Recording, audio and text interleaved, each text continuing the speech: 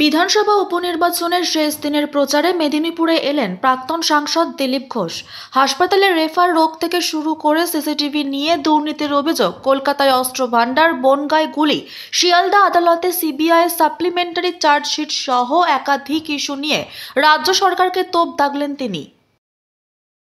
18 বছরে আর ভোটার হয়, আমরা চাইছি 18 বছরের উপরে যারা আছেন নাগরিক সবাই সদস্য হন।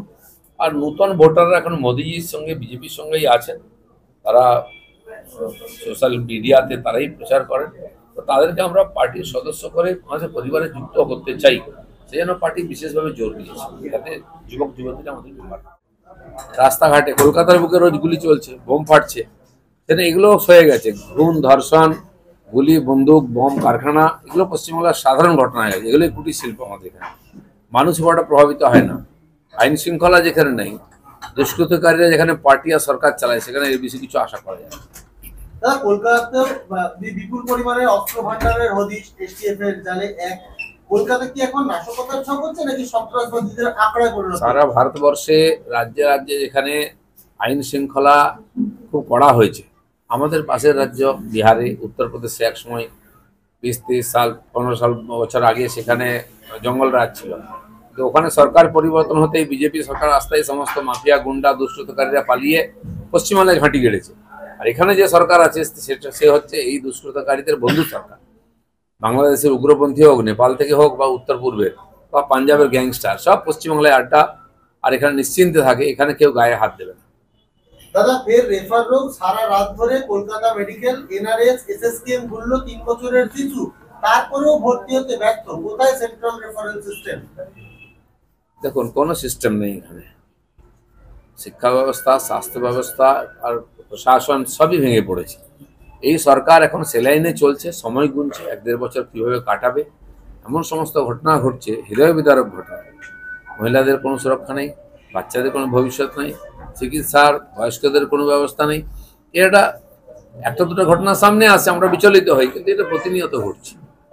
দাদা, জুনিয়র ডাক্তারদের দাবি মেনে রাতের সাথী প্রকল্পে সিসিটিভি ক্যামেরা লাগানোর কথা বলা হয়েছে। সেই সিসিটিভি ক্যামেরা দেখা যাচ্ছে একটা সিসিটিভির দাম কোথাও 1.5 লক্ষ টাকার বেশি, কোথাও 3 লক্ষ টাকার বেশি। মনে করা হচ্ছে পুরোটাই কাটমানি। কি বলবেন? ধন্যবাদ দেওয়া উচিত টিএমসির এই জুনিয়র ডাক্তারদের। কমপক্ষে ওনারা আন্দোলন করেছিল বলে পার্টির লোকেরা কামাবার সুযোগ পেল। নাহলে 1.5 লাখ টাকা 1 লাখ টাকা কী করে সিসিটিভি লাগে আমরা তো জানি না। এখন বাড়ি বাড়িতে, দোকানে দোকানে সিসিটিভি লেগে আছে, রাস্তায় রাস্তায় লেগে আছে। এর আগে রাজ্য সরকার বিভিন্ন জায়গায় রাস্তায় লাগিয়েছিল, সেগুলো একটাও চলে না, হসপিটালে চলে না। তো তারই একটা নমুনা আবার দেখা যাচ্ছে। আমি অবাক হয়ে যাচ্ছি যে এত বড় আন্দোলন হলো শৌচালয় আর সিসিটিভির জন্য, সেটাই লাগেনি এখনো পর্যন্ত। দাদা, আজকে শিয়ালদা আদালতে সিবিআই সাপ্লিমেন্টারি চার্জশিট দিতে পারে। আজ থেকে অভয়ার বিচার প্রক্রিয়া শুরু। ধর্ষণ, খুনে মনে করা হচ্ছে সন্দীপ ঘোষ, অভিজিৎ, এদের নাম আসতে পারে। আমরা তো এটাই বুঝতে পারছি না, শিয়ালদায় কোর্টে হবে না হাইকোর্টে হবে না সুপ্রিম কোর্টে, বিচারটা কোথায় হবে? সুপ্রিম কোর্ট মাঝখান থেকে হাত লাগিয়েছে, তো লোকে ভাবলো সুপ্রিম কোর্ট হাত দিয়েছে, ওখান থেকে বিচার হবে। সিবিআই কে লাগিয়েছে, কিন্তু যিনি করেছিলেন তিনি এখন পিকচারে নেই। ভবিষ্যৎ কি আছে?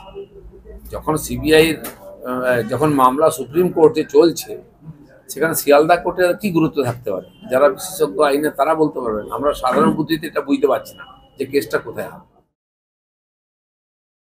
পশ্চিম মেদিনীপুর থেকে সুদীপ নন্দের রিপোর্ট, চ্যানেল 24/7।